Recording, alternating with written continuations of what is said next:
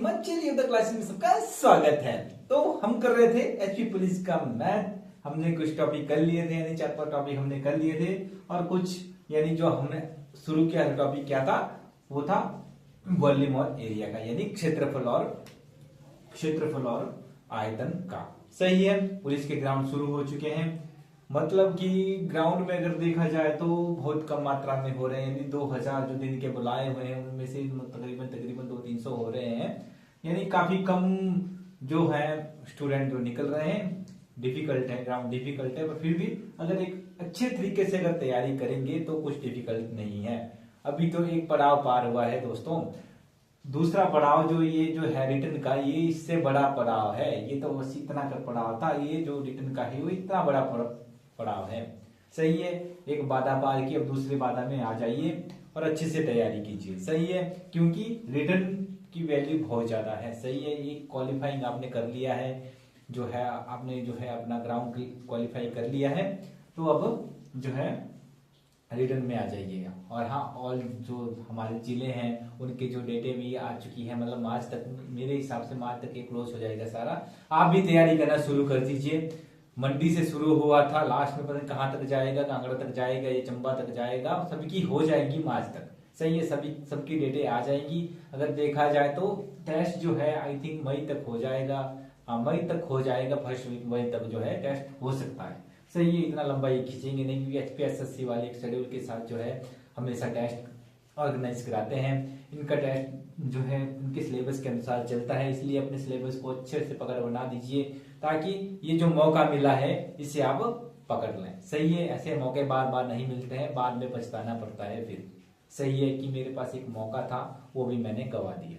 सही है, अब आते हैं अपने टॉपिक की तरफ। क्या था हमारा टॉपिक? वॉल्यूम और एरिया, यानी क्या, क्षेत्रफल और आयतन। हमने कुछ कर लिए थे, यानी क्या 2D वाला हमने पार्ट हमने कर लिया था, और 3D वाला पार्ट जो है हमने आधा कर लिया था। कुछ क्वेश्चन बचे, यानी बेलन, शंकु और गोले के क्वेश्चन यहाँ पर बचे हुए हैं, जो 2-3 वीडियो में हम खत्म कर देंगे। सही है, फिर ये टॉपिक खत्म हो जाएगा। फिर बचा हमारे पास स्टैटिक्स और दशमलव प्रसार, और आपका जो है मैथ का सिलेबस खत्म हो जाएगा। आप जाइए मेरी प्लेलिस्ट देखिए, मैंने तो कम से कम 30-31 वीडियो डाली हुई है, अच्छे से बेसिक से करवाए हुए हर चीज। सही है, अब देखते हैं क्वेश्चन किसी हिसाब से है। देखिए पहला क्वेश्चन क्या हो रहा है कि एक लंब वृत्तीय बेलन का संपूर्ण पृष्ठीय क्षेत्रफल जो है, संपूर्ण पृष्ठीय क्षेत्रफल जो है कितना है, संपूर्ण पृष्ठीय क्षेत्रफल है 1540 वर्ग सेंटीमीटर है। सही है, यदि उसकी ऊंचाई आधार की त्रिज्या की 4 गुनी हो तो बेलन की ऊंचाई ज्ञात कीजिए। अच्छा क्वेश्चन है, ऐसे क्वेश्चन आ सकते हैं एग्जाम में। सही है, पहले हमें मानना पड़ेगा, देखिए ये बोल रहा है यदि उसकी ऊंचाई आधार की त्रिज्या की क्या है, 4 गुना है। सही है, पहले हमें मानना पड़ेगा त्रिज्या कितनी है,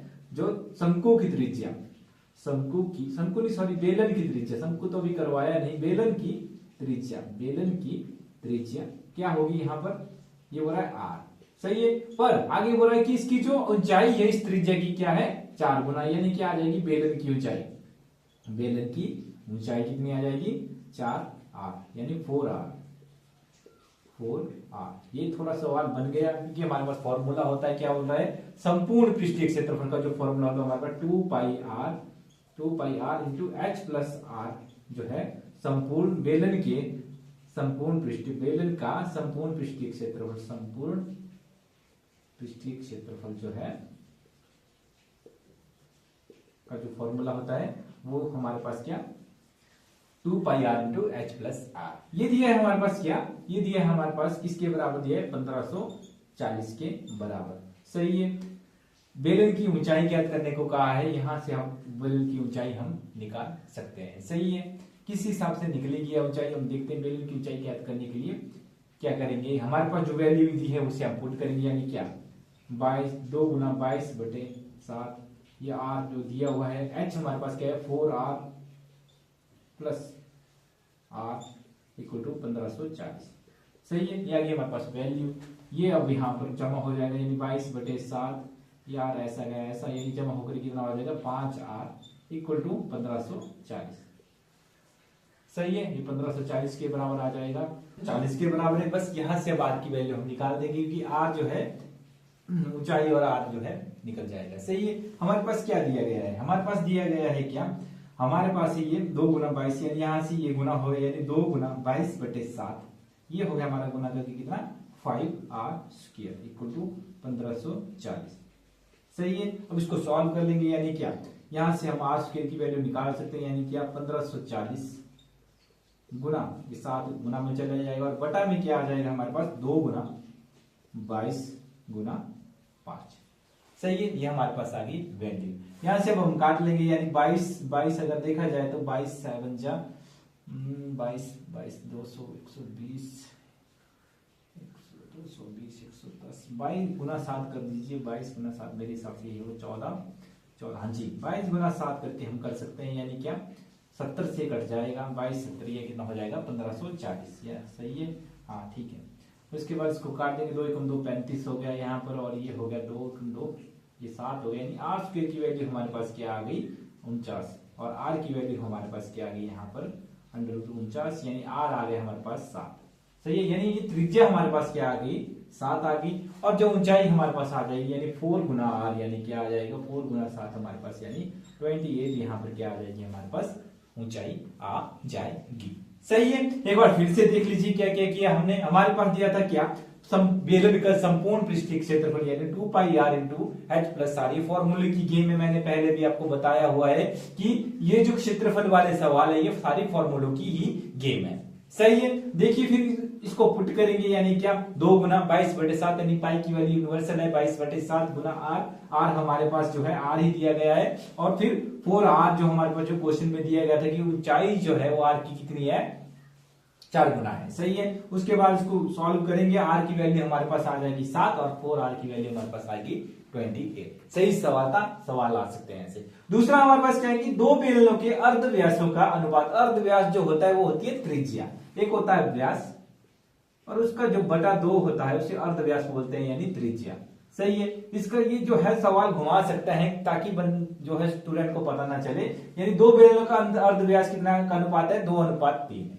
सही है, और उनकी ऊंचाई क्या है अनुपात क्या है 5:3 है, तो उनके आयतनों का अनुपात कितना होगा। बहुत अच्छा सवाल है, ये ऐसे क्वेश्चन आपको आएंगे। देखिए ये बोल रहा है क्या कि एक बेलन की त्रिज्या, एक जो बेलन की त्रिज्या होगी ये होगी कितनी 2:3 है, दो बेलन की त्रिज्या 2:3 में दी गई, यानी मान लीजिए एक बेलन की आ गई 2r और एक की आ गई 2r1 लिख लीजिए, और एक की 2r2 लिख दीजिए, 3r2। ठीक है, ये आ गया उनके अनुपात में। सही है, दूसरा बोल रहा है कि उनकी जो ऊंचाई का अनुपात कितना है 5:, ऊंचाइयों का अनुपात कितना है 5:3, 5:3। ऊंचाई को आप h मान लीजिए, यानी क्या 5h और 3h जो है उनकी ऊंचाइयों का अनुपात है। सही है, अब हो रहा है उनके आयतनों का अनुपात कितना होगा। पहले तो आपको आयतन का पता होना चाहिए, यानी क्या पाई r स्क्वायर h मान लीजिए ऐसा, और अनुपात पाई r2 स्क्वायर, इसको h2 लिख दिया, इसको h1 लिख दिया।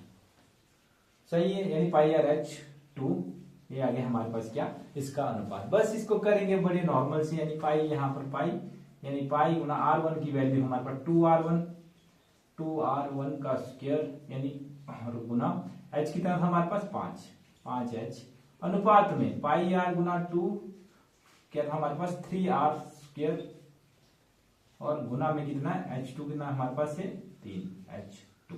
सही है, ये बन गई पूरी सीरीज हमारे पास है, और इसको अब सॉल्व करेंगे, यानी कि ना हमारे पास स्क्वायर करके जो करेंगे पाई 2 2 4 4r1 स्क्वायर गुना 5h, और ये हमारे पास अनुपात में 5 3 3 9 3 9r1 स्क्वायर गुना 3h2।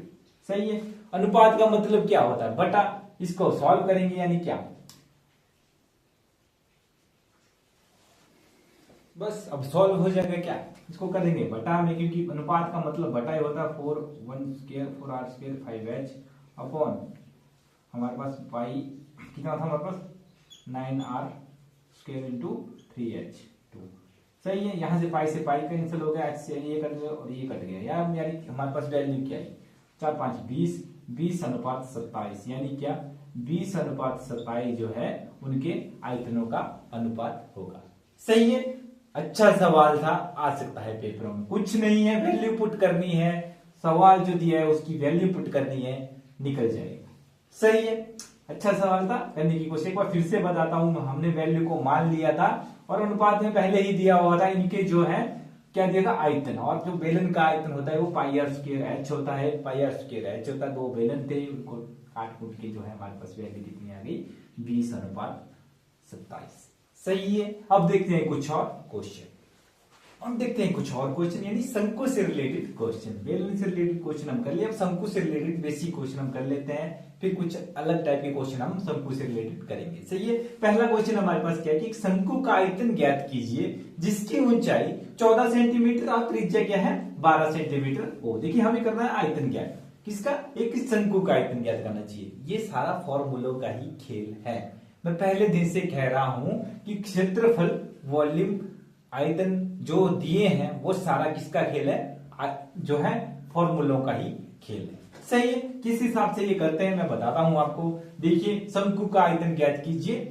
जो होता है शंकु का जो आयतन का जो फॉर्मूला होता है, शंकु के आयतन का फॉर्मूला जो होता है क्या होता है, वो होता है क्या, 1/3 pi R square H. 1/3 pi R square H जो है शंकु के जो है आयतन का जो है फॉर्मूला होता है। सही है।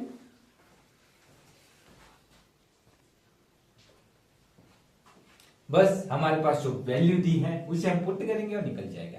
बिल्कुल आसान सा बेसिक सा सवाल है। बेसिक मैं बता देता हूं पहले ही, क्यों बड़े लेवल में जाना है, पहले बेसिक पुट करना आना चाहिए। यानी क्या हमें करनी वैल्यू क्या, 1/3। हमारे पास पाई की वैल्यू कितनी होती है 22/7, और जो हमारे पास क्या दी है त्रिज्या हमारे पास कितनी दी है 12 × 12, और जो हमारे पास क्या है एच कितना दिया है 14। ये हमने वैल्यू पुट कर दिया। काट कुट की जो वैल्यू आएगी वो हम निकल जाएगी। यानी क्या 7 से काटा, ये 7 2 हो गया 14, और 3 से काटा 3 चौक हो गया 12। हमारे पास क्या है वैल्यू 22 × 4 × 12 × 2। अब इसको नॉर्मली गुना करेंगे और आ जाएगा। यानी क्या 22 चौक हो गया 88, 88 × 2 × 12, 88 2 हो गया कितना हमारे पास 88 2 80 2 160 है 172, 172 176 160 176 × 12। जब हम 176 × 12 करेंगे हमारे पास क्या है वैल्यू 176 × 12 करके जब हम करेंगे यानी तो हो गया 12 तो 15, हमारे पास 3 2 हाँ सही है, और 6 कम 6 7 और 1 यानी 2 1 और 11 और ये 2 यानी 2112 सेंटीमीटर स्क्वायर जो है, ये जो है कि सेंटीमीटर क्यूब जो है, जो इसका क्या आ जाएगा आयतन आ जाएगा। सही है। कुछ नहीं है, नॉर्मली पुट किया फॉर्मूले में। हमारे पास सब कुछ दिया हुआ था, ऊंचाई दी हुई थी, त्रिज्या दी हुई थी, जो हमने पुट की और आ गया आंसर। सही है क्या 2112 सेंटीमीटर क्यूब। सही है। अब आते हैं क्या, एक शंकु का वक्र पृष्ठीय क्षेत्रफल ज्ञात कीजिए जिसकी ऊंचाई 28 सेंटीमीटर और त्रिज्या कितनी है 20 सेंटीमीटर है। ये भी एक फॉर्मूलों का खेल है। देखिए वक्र शंकु का आयतन का फॉर्मूला 1/3 पाई आर स्क्वायर है। पहले दिन से कह रहा हूं कि फॉर्मूला को रट लीजिए। क्या बता, सीधे ही फॉर्मूला आ जाए कि शंकु का आयतन क्या है। सही है। सीधे ही फॉर्मूला आ जाए कि गोले का आयतन क्या है। सीधे ही फॉर्मूला आ जाए कि शंकु का बेलन का संपूर्ण पृष्ठीय क्षेत्रफल का फॉर्मूला क्या है। सही है। तो इनको प्रैक्टिस कीजिए, यानी क्या बार बार लिखिए, बार बार लिखिए, बार बार लिखिए, तब जाके आपको याद होंगे। सही है। क्या फायदा वहां जाके वहां पर फिर एक नंबर आपका कट जाएगा और जाके नेगेटिव मार्किंग और हो जाएगी, क्योंकि आते आते भी अगर गलत हो जाए ना क्वेश्चन तो बहुत दुख होता है कि क्या यार मेरे से ये भी नहीं हुआ। सही है। इसलिए इनको बार बार जो है क्या करना है लिखिए, बार बार राइटिंग में लिखिए, तब जाके याद होते हैं ये चीजें। सही है। अगले देखिए क्या, एक शंकु का वक्र पृष्ठीय क्षेत्रफल ज्ञात करें जिसकी ऊंचाई कितनी है 28 सेंटीमीटर और त्रिज्या कितनी है 20 सेंटीमीटर। नॉर्मल फॉर्मूला क्या है शंकु के वक्र पृष्ठीय क्षेत्रफल का फॉर्मूला, वक्र पृष्ठीय क्षेत्रफल का जो फॉर्मूला है क्या है पाई R L, pi R L.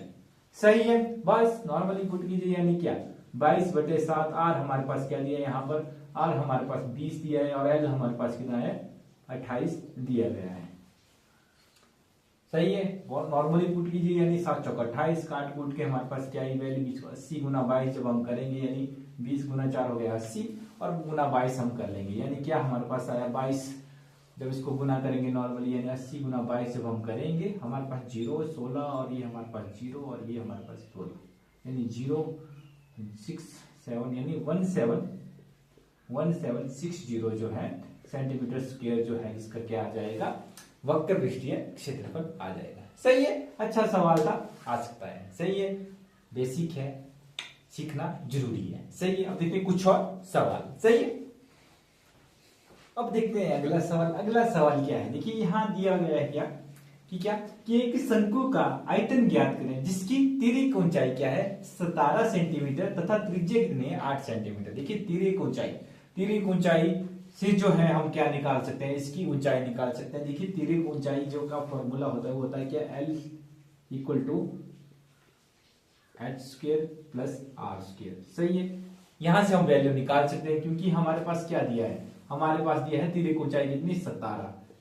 Equal to h² जो हमने निकालना है क्योंकि हमें चाहिए क्या, आयतन। जो आयतन का फॉर्मूला होता है क्या होता है 1/3 पाई r² h। यहाँ पर हमारे पास h नहीं है, r हमारे पास है। इस h को निकालने के लिए हमारे पास क्या दिया, तिर्यक ऊंचाई दी हुई है और तिर्यक ऊंचाई से हम h बड़े आसानी से हम निकाल सकते हैं। देखिए क्या h² प्लस r² हमारे पास क्या गया 8 का स्क्वायर। सही है, यहां पर हमें क्या करना पड़ेगा, अब स्क्वायर करना पड़ेगा, यानी l जो हमें ये हो गया हमारे पास L² की वैल्यू जो है ये होती है। सही है, यानी L² हमारे पास कितना था, हमारे पास जो स्टार है 289 जो है 289 जो है हमारे पास दिया गया है 289 और ये हमारे पास h² हो गया, ये हो गया हमारे 8 यानी 64 हो गया हमारे पास ये 17। हाँ सही है, ये हमारे पास फॉर्मूला है, यानी क्या L² equal to under root में h² प्लस r² जो है यहाँ पर जो है फॉर्मूला दिया गया है। सही है, ये जो है फॉर्मूला है। हाँ, यहां पर क्या किया है मैं आपको बताता हूं, जो फॉर्मूला हमारे पास होता है ये होता है क्या, L equal to under root में h² प्लस r²। सही है, ये हमारे पास वैल्यू दी गई है और हमारे पास जो दिया गया है क्या, हमारे पास दिया 17 equal to h² plus r²। सही है, इसका कर दिया हमने स्क्वायर और इस अंडर रूट को हटाने के लिए भी इस दोनों साइड हमने क्या कर दिया, स्क्वायर कर दिया। सही है, जिससे ये कट गया, यानी क्या हमारे पास बचा 17 का square equal to h² plus r²। सही है, अब देखिए वैल्यू कैसे पुट करेंगे इसको, यानी क्या r² की वैल्यू हमारे पास क्या है 289, सॉरी 17 स्क्वायर यानी 289 हो गया। यहाँ पर h² हमें निकालना है और r² हमारे पास क्या दिया है 8 यानी 64।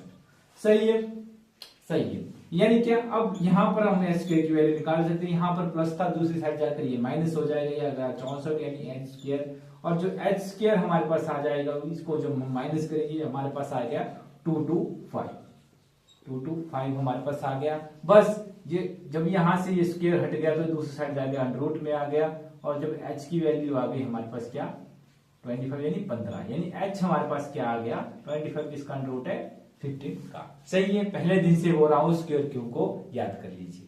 सही है, फायदा होगा आपके लिए। सही है, आगे देखते हैं क्या, हमें निकालना है वॉल्यूम। वॉल्यूम हमारे पास दिया है क्या 1/3 पाई y/7 और r हमने r हमारे पास दिया हुआ है यानी 8 गुना 8 और क्या h हमने निकाल दिया कितना है हमारे पास 15। ये हमारे पास h की वैल्यू आ गई। सही है, अब करते हैं इसको गुना भाग जो होगा हमारे पास वो हम करते हैं। सही है,